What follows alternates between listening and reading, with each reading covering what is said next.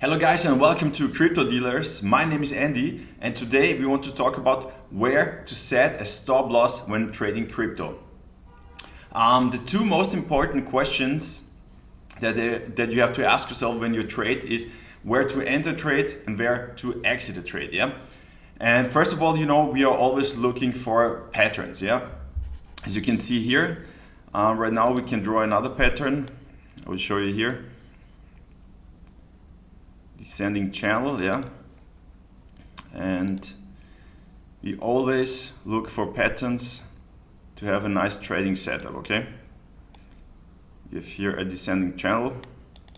So as you can see, we have the pattern here. Yeah, a descending channel. A descending channel is actually more likely to break out to the upside. Okay, so we could enter trade when it breaks out here. In the best case, it breaks out, goes a little bit down, confirms the breakout, and when we go above the previous breakout high here, yeah, then we enter long trade if you want to play it safe. Okay. The question is, when do we exit the trade? Yeah.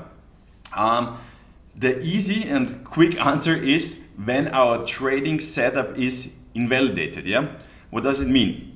For example, if we break in this channel again, then it is invalidated, yeah? And let me show you how this looks for different patterns, okay?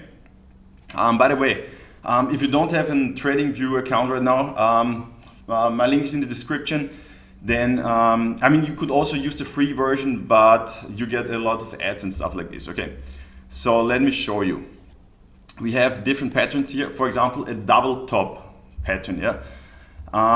You enter the trade, you enter the trade when we break to the neckline, to the downside here, and this would be the target. You just measure it like this, yeah.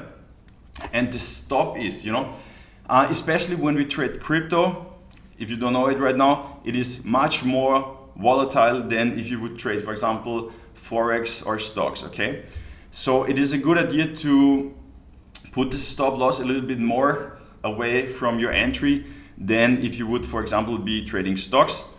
So you would put the stop loss here, for example, in the middle, yeah, from the top to the entry, yeah. At the head and shoulders pattern, yeah, we enter when we break the neckline again, and we put the stop loss here about in the middle, yeah, from the top to the neckline, yeah. Rising wedge, yeah. You see, we would enter the trade when we break to the downside, okay?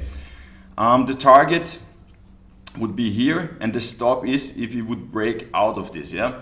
There's no fixed rule on how much percentage, how many percent you should use to set a stop loss, but these patterns here should give you an idea where you should put it in general.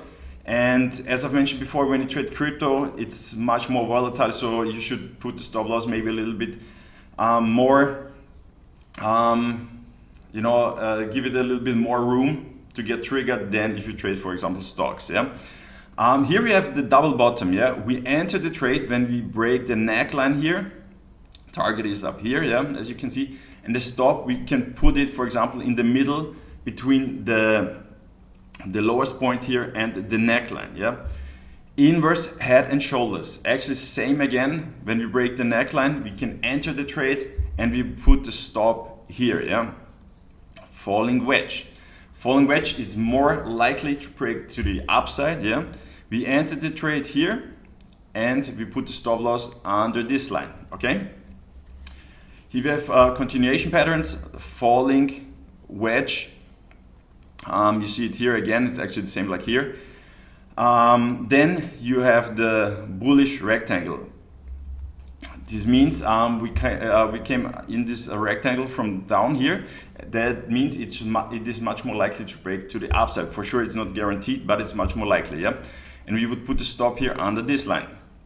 Bullish pennant, again. As you can see here, again, we put the stop loss under this line. Rising wedge, yeah, rising wedge. But if you go in the rising wedge, you see here this is a falling wedge and this is a falling wedge. But the difference is we came in this falling wedge here from higher price levels, And in this falling wedge, we came in here from lower price levels. Yeah. So if you came in this pattern from lower price levels, it's much more likely to break out to the upside. Okay. So let's see. Then we have the rising wedge. We come in here from higher price levels. It's much more likely to break to the downside. Target would be here. The stop loss again above this line here. Okay.